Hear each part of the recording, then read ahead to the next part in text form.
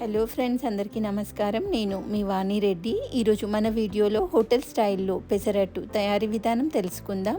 పెసర్లని ఆహారంలో భాగంగా తీసుకుంటే బరువు తగ్గుతారు. గుండె సంబంధిత సమస్యలతో బాధపడే వాళ్ళకి బెస్ట్ హెల్తీ ఫుడ్ అని చెప్పుకోవచ్చు. ఇంకా రోగనిరోధక శక్తి కూడా పెరుగుతుంది. హెల్తీగా అండ్ టేస్టీగా హోటల్ స్టైల్లో మరి మనం ఈ పెసరట్టును ఎలా తయారు చేసుకోవాలో కావలసిన పదార్థాలు ఏంటో ఇప్పుడు నేను చూపిస్తాను. మీరు వీడియో స్కిప్ చేయకుండా చూడండి. వీడియో నచ్చితే లైక్ చేయడం మర్చిపోవద్దు. ఇప్పుడు మనం ఒక వెడల్పాటి గిన్నె తీసుకుని దాంట్లోకి 2 టీ గ్లాసుల పెసర్లను తీసుకున్నాను. మీరు ఏ కప్తో తీసుకున్నా సరే, గిన్నె చిన్నదైనా పెద్దదైనా కొలతలు మాత్రం ఇదే విధంగా తీసుకోవాలి. ఇప్పుడు మనం పెసర్లను 2 టీ గ్లాసులు తీసుకున్నాం కదా, అదే టీ గ్లాస్తో అరకప్పు బియ్యం తీసుకొని 1కి 2 సార్లు శుభ్రంగా కడుక్కోవాలి.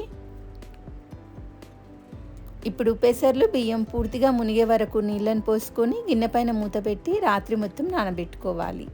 ఇప్పుడు నెక్స్ట్ డే మార్నింగ్ మరొకసారి శుభ్రంగా కడుక్కోవాలి.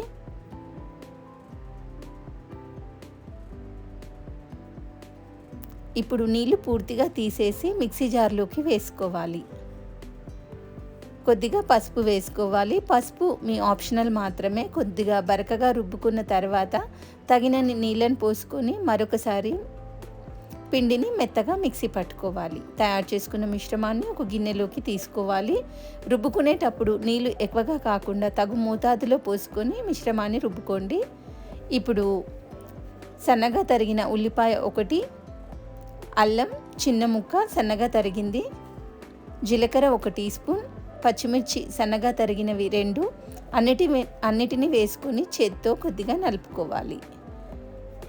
ఇప్పుడు మనం ముందే తయారు చేసి పెట్టుకున్న మిశ్రమాన్ని రుచికి తగినంత ఉప్పు వేసుకోవాలి. పిండి మరీ గట్టిగా అనిపిస్తుంది, అందుకని నేను కొన్ని నీళ్ళు పోసుకుంటున్నాను. పిండిని మరీ పల్చగా కాకుండా మీరు వీడియోలో చూస్తున్న విధంగా మిశ్రమాన్ని తడుపుకోవాలి.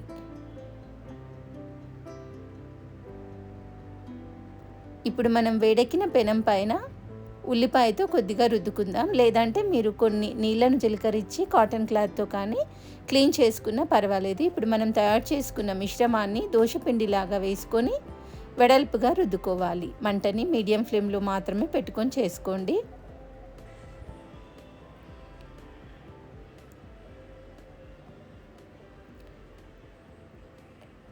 ఇప్పుడు మనం తయారు చేసి పెట్టుకున్న ఉల్లి మిశ్రమాన్ని పైనుండి వేసుకున్న తర్వాత కొన్ని చుక్కల ఆయిల్ లేదా బటర్, నెయ్యి ఏదైనా పర్వాలేదు మీరు వేసుకున్న తర్వాత మీడియం టు లో ఫ్లేమ్లో కొంచెం గోల్డెన్ బ్రౌన్లోకి కాలిన తర్వాత నిదానంగా తీసుకోవాలి. దీన్ని రెండో వైపుకి టర్న్ చేసుకోవాల్సిన అవసరం లేదు. ఇప్పుడు మనం తయారు చేసుకున్న పెసరట్టుని ఒక ప్లేట్లోకి తీసుకోవాలి. ఇదే విధంగా మనం అన్ని పెసరట్లను తయారు చేసుకోవాలి.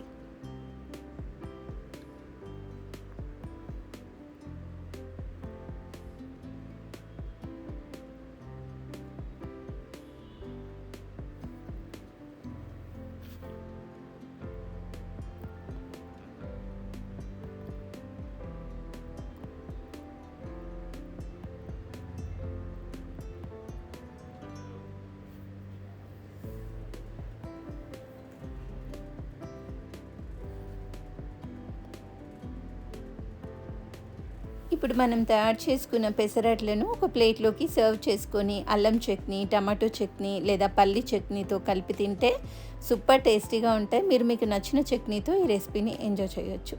మరి ఖచ్చితంగా మీకు అందరికీ తెలిసిన ఈ పెసరట్టుని నచ్చితే ఒక్కసారి నా స్టైల్లో ట్రై చేసి చూడండి. రుచితో పాటు ఆరోగ్యం కూడా. ఇప్పుడు నేను ఇక్కడ పల్లి చట్నీతో సర్వ్ చేస్తున్నాను. ఎంతో రుచికరమైన ఆరోగ్యకరమైన ఈ రెసిపీ మీకు నచ్చిందని నేను అనుకుంటున్నాను. నచ్చితే లైక్ చేసి, షేర్ చేసి, ఛానల్ సబ్స్క్రైబ్ చేసి సపోర్ట్ చేయండి.